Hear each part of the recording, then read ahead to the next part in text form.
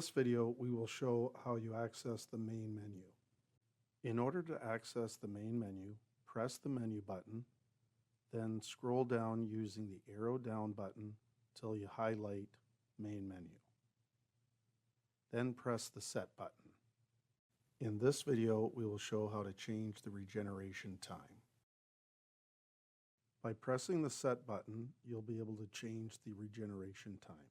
The factory setting is 2 a.m., but if you would like to change it, you can toggle between the arrow up or down buttons in order to change it in 15-minute increments. Then press the set button to confirm, followed by the menu button to back out.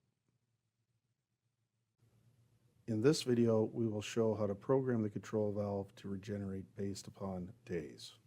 Press the down button to highlight Regen Days setting.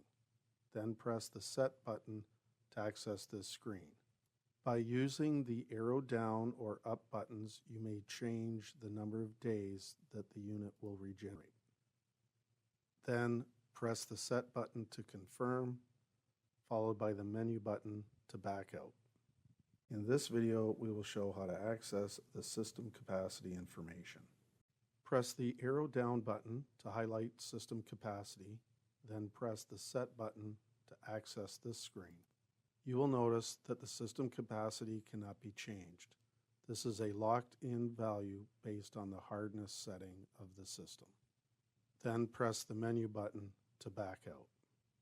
In this video, we will show how to access the salt mode settings. Press the down button to highlight salt mode setting, followed by the Set button to access this menu. The economy mode will use 3 pounds of salt per cubic foot per regeneration. The standard mode will use 6 pounds of salt per cubic foot per regeneration, and the high capacity mode will use 12 pounds of salt per cubic foot per regeneration. You can use the arrow down or up buttons to toggle your choice. For this case, the control valve was factory set as economy mode. If you wish to leave it the same, you'll simply just need to press the menu button to back out. Visit us at www.CanatureWG.com.